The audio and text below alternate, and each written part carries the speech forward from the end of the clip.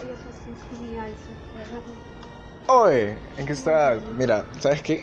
Yo creo que todo en este mundo no tiene sentido. En serio, no tiene absolutamente nada de sentido. Y yo sé, yo estoy loco. Y yo creo también que todo el mundo está loco. Dime, ¿quién no está loco? Todos estamos locos. Y, ¿sabes qué? Una forma de mostrarlo es mirando el pasado. ¿Quién hace una guerra por paz? ¿Se dan cuenta a lo largo de toda la historia, todo lo que ha pasado? Dos guerras mundiales, cada vez una peor que la otra. ¿Y sabes qué? La indignación moral es un 2% moral, el 48% es indignación y un 50% es envidia. Y sí, así es envidia. Esto lo dijo Vittorio De Sica, el mayor exponente del neorrealismo italiano. Y este neorrealismo italiano nace en 1945. Sí, al finalizar la Segunda Guerra Mundial. Una Segunda Guerra Mundial que nació a partir de la envidia entre los alemanes y los judíos por la diferencia económica que existía, ¿no? Entonces sabemos de que en esta guerra entró Hitler y bueno, no hace falta especificar más. Pero después de esto podemos ver que toda Europa está completamente destruida. La economía está destrozada y prácticamente toda la ciudad estaba invadida por el ejército extranjero. Entonces era un caos. Y sobre este extrema pobreza que se encontraba en Europa, se crea el neorrealismo, un estilo de cine en el cual habla sobre los problemas que vive la propia gente.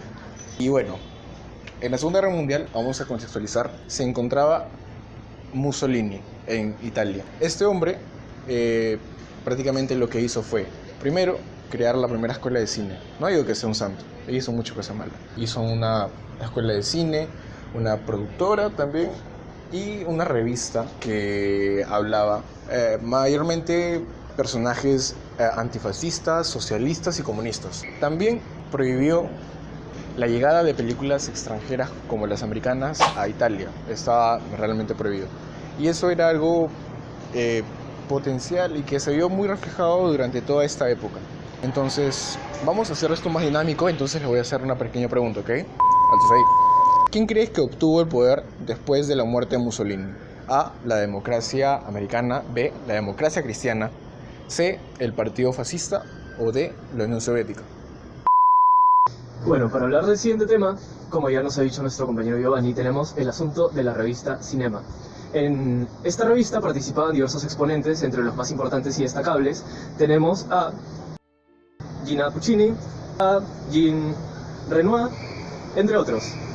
Entonces, ellos lo que hacían era atacar al tipo de cine actual, para esos tiempos, mediante críticas, ya que sentían que los representaban al mundo y frente a su país como un estado en decadencia y deplorable. Entonces, ellos despotricaban contra el género y asumían diversas posiciones y se enfrentaban según la ideología de cada uno. También podemos ver que este tipo de cine representa los diversos problemas económicos y sociales. En lo social podemos ver que esta corriente se asemeja mucho al realismo poético francés, cuyo exponente principal es Jean Renoir. Entonces, podemos ver en la película El ladrón de la bicicleta que efectivamente estos problemas son a tal punto en el que los hijos de todo el mundo tenían que aportar algo para la casa, dejándolos incluso trabajando en petroleras o diversas empresas del momento. A continuación les vamos a seguir hablando sobre el tema. El neorrealismo italiano se basó prácticamente en usar las películas mostrando cómo se encontraba Italia en la época denominada posguerra. Ahora, además de eso, podemos hacer una pregunta. ¿Por qué crees que se utilizó actores no profesionales en la mayoría de personajes de estos filmes? Se puede usar la opción A, por falta de presupuesto debido a la crisis que se vive en Europa debido a la guerra, o la opción B, se trataba de aquellas historias que permanecían fuera de los estudios de la viva voz de las personas que vivían esos conflictos, o la opción C, la gran mayoría de actores profesionales habían muerto en la guerra. Los principales escenarios que se utilizaban eran los exteriores, debido a que los estudios de la Cinecittà estaban ocupados por personas de mal vivir. Por ello se robaba mucho en esas épocas. Bueno, un aspecto muy relevante de aquella época era la poca o nula iluminación artificial, debido a que en aquella época no era tan común como ahora contar con, por así decirlo, tecnología moderna. como en esta época. Sus recursos estilísticos se alejaban del cine comercial debido a que ellos planteaban más las cosas que a ellos les sucedían, o sea, su cultura de ellos o sus estilos de vida que ellos llevaban en aquella época. También se destacó en tener dos corrientes internas para contribuir al realismo visual. Bueno, de esas dos son muy conocidas ahora, las cuales son la puesta en el puro testimonio y la transformación social.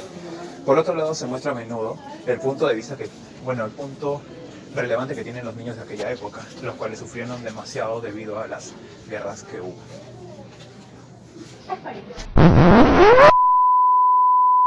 Retomemos. ¿Bajo qué contexto nos encontramos y en el cual surgen estos tipos de características?